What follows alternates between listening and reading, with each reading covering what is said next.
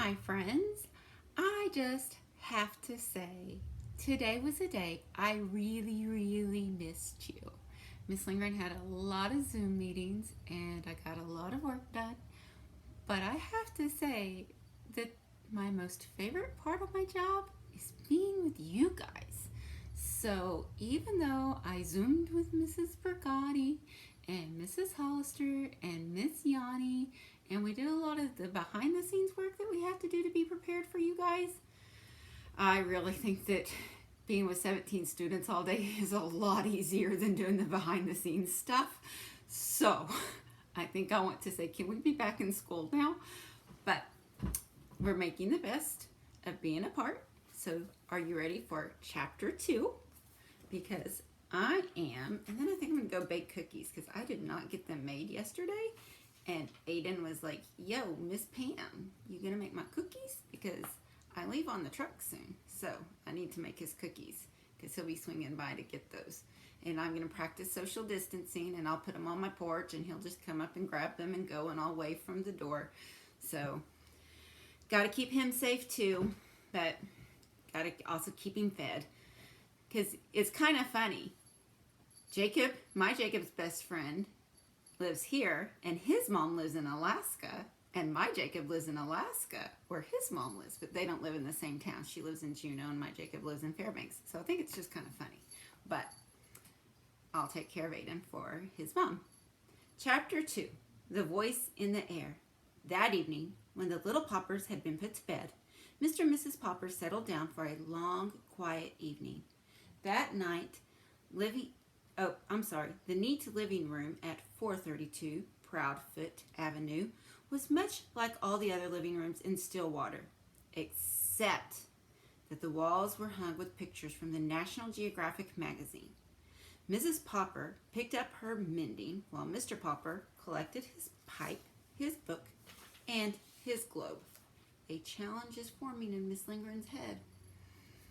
From time to time, Mrs. Popper sighed a little as she thought about the long winter ahead. Would there really be enough beans to last, she wondered. Mr. Popper was not worried, however, as he put on his glasses. He was quite pleased at the prospect of a whole winter of reading travel books. With no work to interrupt him, he set his little globe beside him and began to read. What are you reading? Asked Mrs. Popper. I'm reading a book called Antarctic Adventures. It is very interesting. It tells all about the different people who have gone to the South Pole and what they have found there.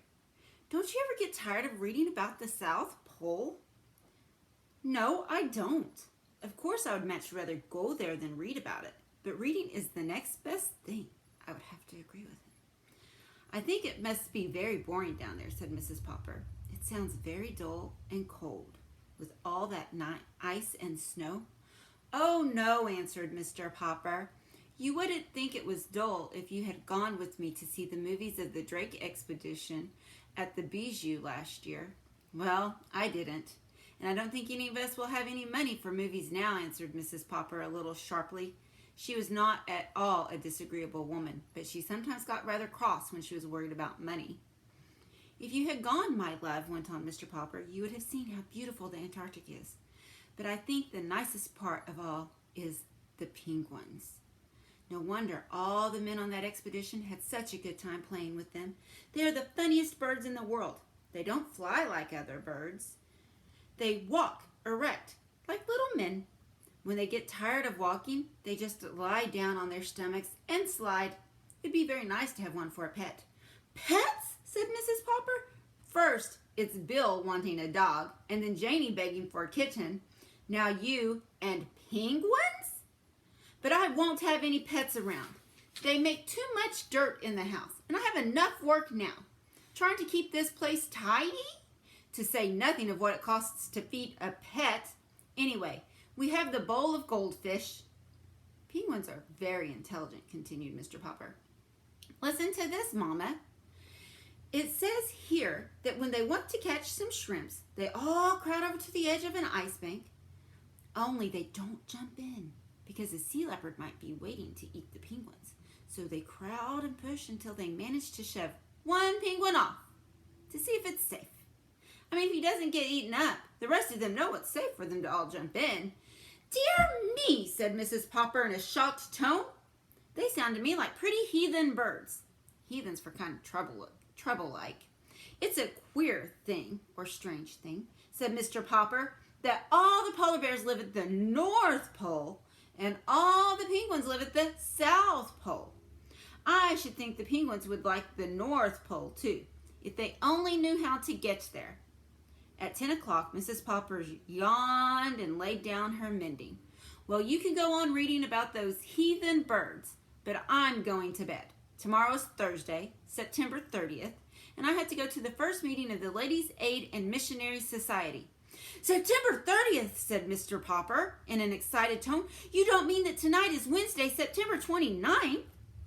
Why, yes, I suppose it is. But what of it? Mr. Popper put down his book of Antarctic adventures and moved hastily to the radio. What of it? He repeated, pushing on the switch. Why, this is the night of Drake Antarctic Expedition. It's going to start broadcasting. That's nothing, said Mrs. Popper. Just a lot of men at the bottom of the world saying, hello, Mama, hello, Papa. Shh, commanded Mr. Popper, laying his ear close to the radio.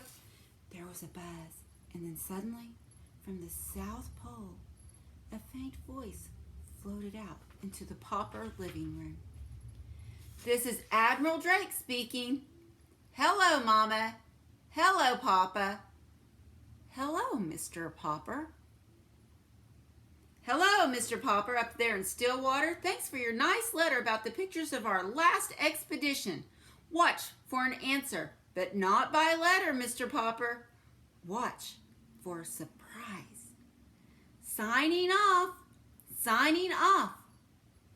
You wrote to Admiral Drake? Yes, I did, Mr. Popper admitted. I wrote and told him how funny I thought the penguins were. Well, I never, said Mrs. Popper, very much impressed. Mr. Popper picked up his little globe and found the Antarctic. And to think he spoke to me all the way from there. And he even mentioned my name. Mama, what do you suppose he means by a surprise? I haven't any idea, answered Mrs. Popper, but I'm going to bed. I don't want to be late for the Ladies' Aid and Missionary Society meeting tomorrow. Oh my goodness, so much excitement going on at Mr. Popper's house. I just wonder what the surprise is going to be. And could you imagine turning on the radio and just hearing your name announced? And do you know why it was such a big deal that he had to turn it on? Because back then, you couldn't miss it. It had to be on. Because we didn't have DVRs where we could just record. And that's where he was at. He was even further back from TV. He was at radio times where you had to listen to the radio for entertainment. So, next chapter, chapter 3, is out of the Antarctic. So I wonder what's coming out of the Antarctic. And my challenge for you is to upload a video of you doing the penguin walk. So, let me know. Let me see your penguin walks. Who knows, maybe Maddie and I will get out and do a penguin walk tomorrow. Hopefully we'll catch a break in the rain and we can sneak out for a little bit. All right, my friends. Goodbye. I love you. I miss you. And I'm going to try to take a break tomorrow from my computer because, oh my goodness, today was a lot of computer work and I would rather be teaching. All right. Love you guys.